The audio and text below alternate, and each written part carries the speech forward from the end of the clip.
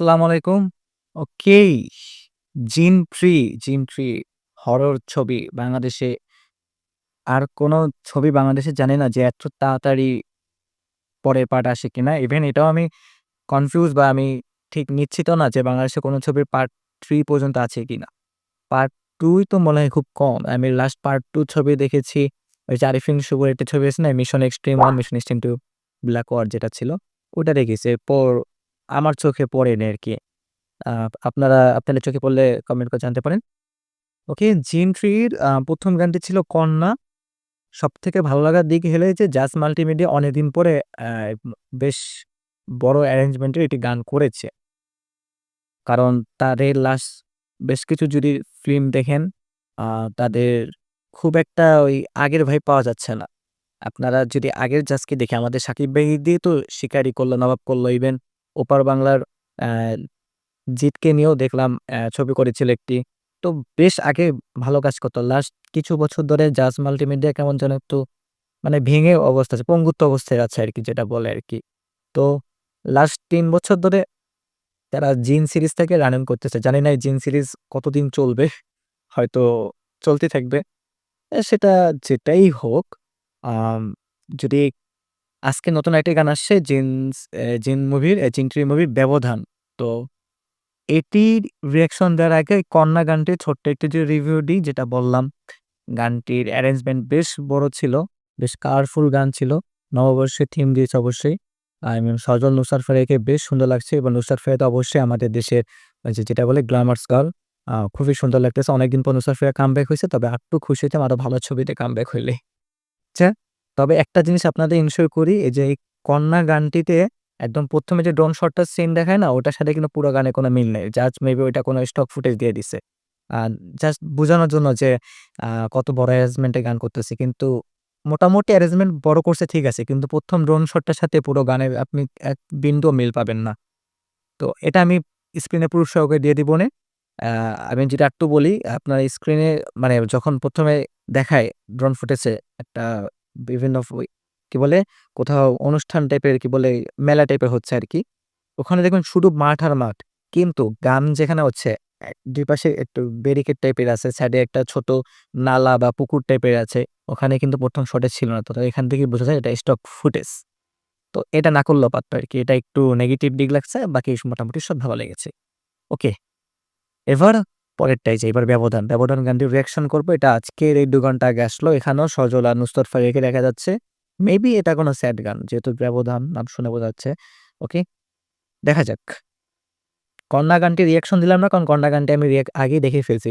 একটু সময় স্বল্পতার কারণে রিঅ্যাকশন করতে পারিনি। তাই রিভিউ করলাম আরকি। ওকে। কালকে এক ভাই কমেন্ট করেছিল। সেই ভাইয়ের কমেন্ট অনুসারে আমি আবার রিভিউ দিতে বসলাম 'কন্যা' গানে। ভাইকে ভাইয়ের কমেন্ট আমি স্ক্রিনে দিয়ে দিবনি। আপনি যদি ভিডিওটি দেখে থাকেন ভাই আপনাকে আসসালামু আলাইকুম। ওকে, এবার চলেন 'ব্যবধান' গানের রিঅ্যাকশন করা যাক। ওকে, শুরু।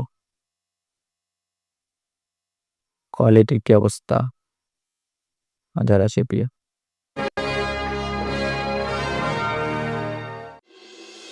মনের কথা খোলা খুলে জানিয়ে দিতে চায় নুসরাত ফারিয়া মাশাআল্লাহ চেহারা। তবু থেমে যেতে যে হয় কোথায় যেন ব্যবধান। 'ব্যবধান'। হাতটা ছোঁয়া নিয়ে অধিকার চলতে তবু লাগে বেশ পারব না আর চলতে বেশি হয়ে গেল পথের শেষ। লিরিক্স অনেক সুন্দর। ভিজুয়াল মোটামুটি বেশ ভালো করছে। মোটামুটি বেশ বলছি। একদম আকাশচুম্বী বলি নাই। বাজেট অল্প তো বাজেট অনুসারে আবার বেস্ট বলব ওনাদের বাজেট অনুসারে। এটা আমি ভাবছি কোনো স্যাড গান কিন্তু স্যাড না। এটা মেবি নয়না যখন প্রেমে পড়ে সেই মুহূর্তের মেবি গান। কে জানে? জেনে নিও জেনে নিও তুমি আমার খুব প্রিয়। জেনে নিও। জেনে নিও তুমি আমার কত প্রিয়। প্রিয়।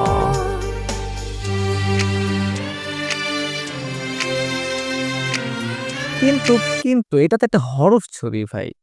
মানে এই মানে এই প্রমোশন কন্টেন্ট গুলো থেকে তো আমি কোনো হরর ফিল পাচ্ছি না। হরর ছবিতে ভাই একটু মানে এট লিস্ট যদি বলিউডের দিকেও তাকাই, হরর ছবিগুলোতে তারা গান রাখলে এভাবে দেয়, এটা কমেডি টাইপের গান দেয়, ওখানেও একটা হরর গান ফিল দেয় গানের মধ্যে। তো এখানে তো আগে এটা ছিল একটা আ অনুষ্ঠান টাইপের মোটা গান। মানে অনুষ্ঠান বলতে একটা কালচারাল টাইপের গান। আর এখানে একটা মানে প্রেমে যখন ১ম পড়ে সেই একটা সিচুয়েশন বুঝা গেল। কিন্তু হরর জিনিসটা কোথায়? আল্লাহই জানে।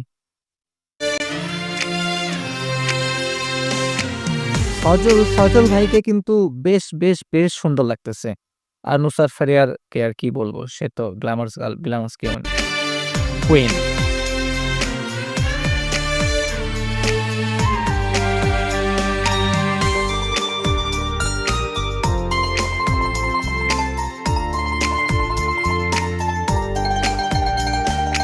এক জীবনে হয় না পূরণ সবার সকল ইচ্ছে,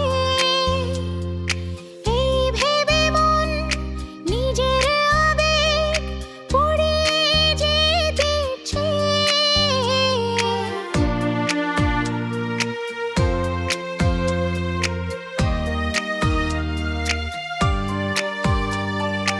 এক জীবনে হয় না পূরণ সবার সকল ইচ্ছে, চা, টাঙের চা।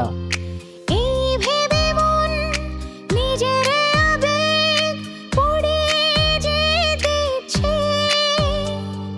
জীবনের সুর হারিয়ে গেছে, হারেনি তোমার প্রতিটান, তবু থেমে যেতে যে হয় কোথায় যেন ব্যবধান। সুন্দর, অনেক লিরিক্সটা আমার বেশি ভালো লাগছে। হাতটা ছোঁয়ার নেই অধিকার, চলতে তবু লাগে বেশ, ওয়াও! পারবো না আর চলতে ময়ূর। বেশি, হয়ে গেল পথের চিড়িয়াখানা, শেষ। চিড়িয়াখানা, ১ নাম্বার চিড়িয়াখানা। জেনে নিও, মিরপুর ১ এর। জেনে নিও, তুমি আমার কত প্রিয়। জেনে নিও, জেনে নিও, তুমি আমার কত প্রিয়।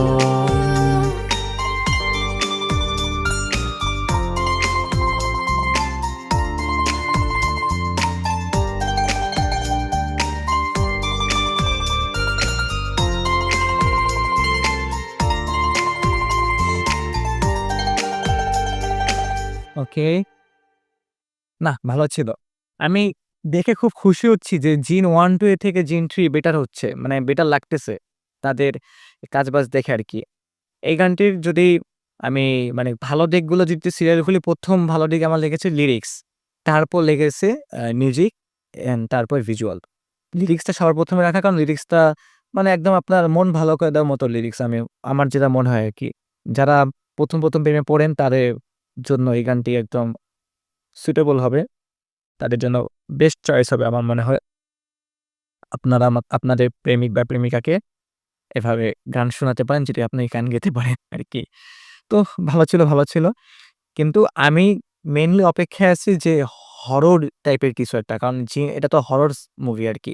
সেটা কবে আসবে সেটাই দেখার অপেক্ষায় আছি। মেইনলি এক্সাইটেড ওইটার জন্য আরকি। তো ওভারঅল ভালো ছিল। নেক্সট কোনো যদি এটার কোনো কনটেন্ট ড্রপ করে প্রমোশনাল, অবশ্যই আমি রিঅ্যাকশন বা রিভিউ যেটাই হোক না কেন দেয়ার চেষ্টা করব। ততক্ষণ পর্যন্ত সবাই ভালো থাকেন, সুস্থ থাকেন। সবাইকে আসসালামু আলাইকুম। ধন্যবাদ।